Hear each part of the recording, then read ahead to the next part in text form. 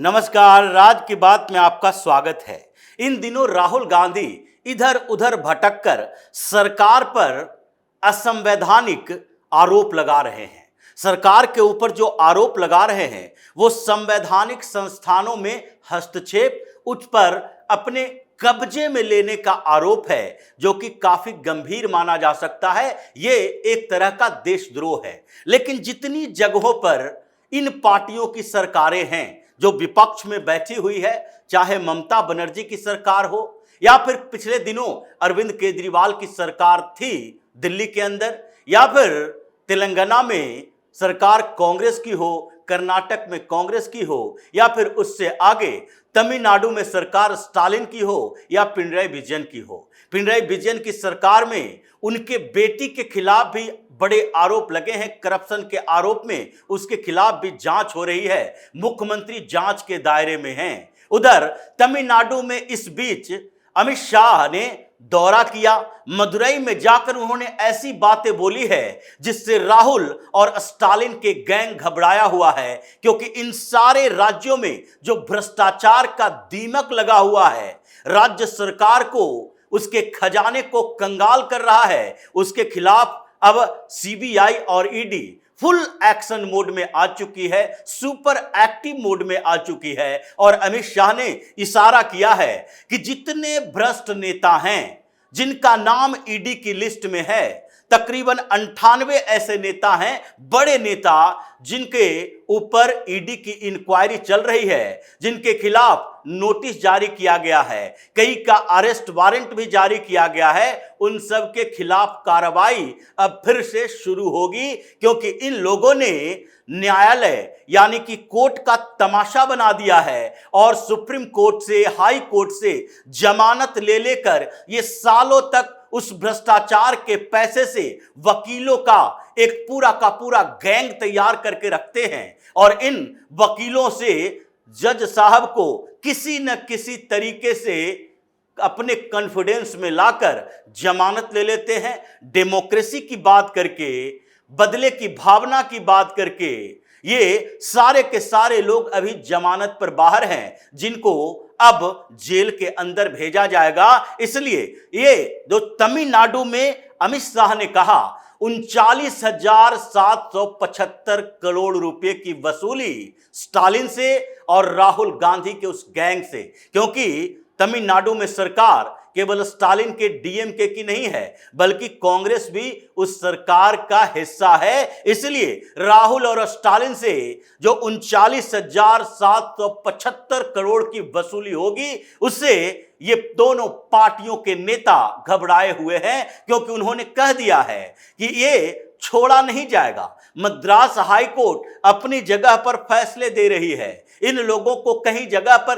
राहत दे रही है, और ईडी की इंक्वायरी चल रही है। ईडी ने साफ तौर पर कहा है कि इस पूरे घोटाले में जो तमिलनाडु स्टेट मार्केटिंग कॉर्पोरेशन का घोटाला है, लिक्कर स्कैम यानी शराब घोटाला, अरविंद केजरीवाल से भी बड़ा है। यह 39,775 करोड़, लगभग 40,000 करोड़ का घोटाला है। और ईडी इंक्वायरी में जो बताया गया है कि इस घोटाले में केवल शराब माफिया नहीं है, बल्कि शराब माफिया को पीछे से सहयोग देने वाले बड़े बड़े नेता भी हैं। इसमें स्टालिन परिवार की भी भूमिका है। चीफ मिनिस्टर को भी उसी तरीके से जेल के अंदर डाला जाएगा जैसे दिल्ली शराब घोटाले में अरविंद केजरीवाल जेल के अंदर गया, फिर उसका नंबर आया हुआ है। जैसे मनीष सिसोदिया डिप्टी सीएम रहते हुए जेल के अंदर गया, इसके पूरे गैंग के सारे लोगों को एक एक करके जेल के अंदर भेजा गया। कुछ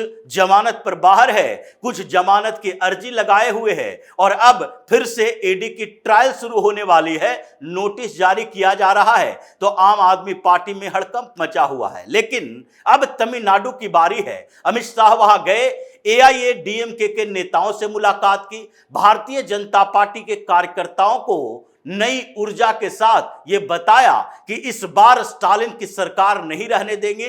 परेशानियां डीएमके और कांग्रेस की बढ़ी और एआईएडीएमके के साथ साथ भारतीय जनता पार्टी दोनों गठबंधन सहयोगियों को आगे के लिए तैयार किया। चुनाव आने वाला है, ध्यान दो। और उस पर ये भ्रष्टाचार के आरोप जो डीएमके की सरकार पर लगी है उसकी बात की। सारे स्टालिन के ये जो भ्रष्टाचार है उसकी बात नहीं की, क्योंकि स्टालिन के लिए ये जो डीएमके फाइल्स पहले ही अन्नामलई ने तैयार कर रखा है और उस फाइल में डीएमके के ही नहीं बल्कि स्टालिन के परिवार के कम से कम 6-7 लोगों का नाम है जो अलग अलग घोटालों में करोड़ों अरबों रुपया डकार गया है और उसमें एक एक के खिलाफ कार्रवाई की जा रही है। लेकिन ये जो शराब घोटाला हुआ है 39,775 करोड़ का, इसमें तो राहुल गांधी और स्टालिन ये दोनों से वसूली होनी है, क्योंकि ईडी की चार्जशीट में जो बातें कही गई है वो सीधे सीएम हाउस तक पहुंचता है।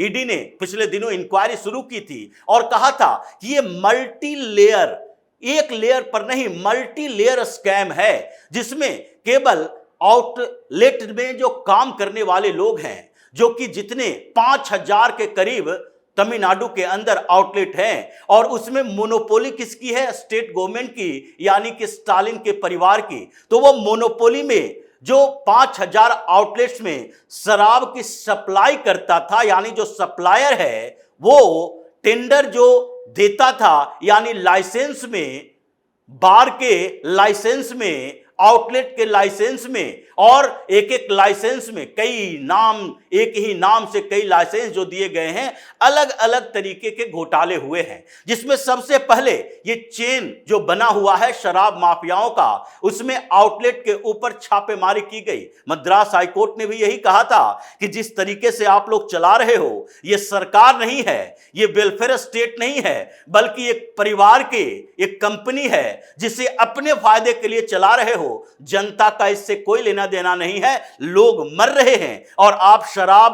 पर शराब बेच बेच कर करोड़ों अरबों रुपया डकार रहे हो। और वही ईडी ने कहा कि जो सप्लाई होता है शराब का, और शराब के बोतल की सप्लाई में सबसे पहले आउटलेट के साथ साठ-गांठ की जा रही है और इसमें एक नया तरीका डेवलप किया जा रहा है, जो कि साउथ में जो तरीके हैं वही साउथ लॉबी ने दिल्ली में भी शराब घोटाला करवाया था। अरविंद केजरीवाल उसी से ट्रेनिंग लेकर आया था। उसमें जो शराब के आउटलेट है 5,000 आउटलेट, उन सारे आउटलेट में इन लोगों ने क्या किया है कि जो बोतल की सप्लाई हुई, जो शराब की सप्लाई हुई, उसमें ब्रांड, अलग अलग ब्रांड को देखा गया और सबसे पहले जो पॉपुलर ब्रांड है उन ब्रांड को इन लोगों ने इग्नोर कर दिया और उसमें टेक्निकल ग्लिच पैदा की गई। अपने स्टोर में यह दिखाया गया कि ये शराब जो सप्लाई किए जाने थे उसका स्टॉक हमारे पास है ही नहीं, इसलिए सबसे पहले सप्लायर को उन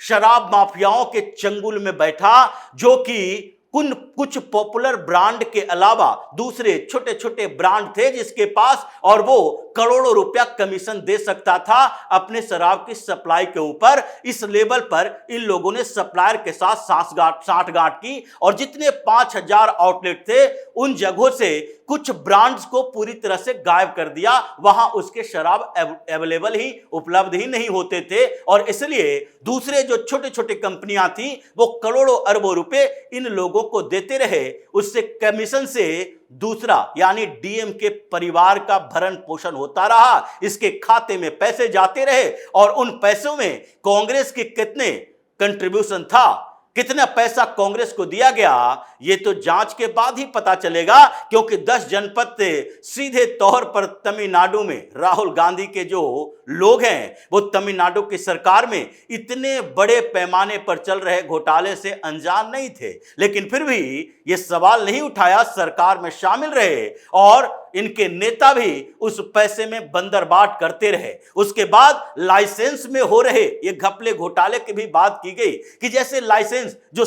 ईडी ने अपना एक उदाहरण दिया है कि 50 लाइसेंस की जांच की गई जो कि दिए गए थे और उन 50 लाइसेंस में 47 लाइसेंस ऐसे थे जिसमें डिमांड ड्राफ्ट जो तैयार की गई थी, जो दी गई थी, सबमिट की गई थी, डीडी 47 लाइसेंस में थर्ड पार्टी के नाम से है। मतलब लाइसेंस लेने के लिए अप्लाई किसी और ने किया और उसके बदले पैसे किसी और ने दिया। यानी ये मल्टी लेयर जो स्कैम चल रहा था उसमें बैकअप किसका था? पॉलिटिकल लीडर्स का, डीएमके के नेताओं का। इसलिए इन लोगों ने अलग अलग तरीके से ये घोटाले किए और ये पैसे अब वसूल किए जाने हैं। मद्रास हाईकोर्ट के आदेश के बाद ईडी ने जो इंक्वायरी शुरू की है, ईडी अब अपना आगे की लिस्ट तैयार करके बता रही है कि 39,775 करोड़ ये एक एक घरों से वसूल किया जाएगा जो राहुल गांधी और स्टालिन के नेताओं ने खाए हैं। और इसीलिए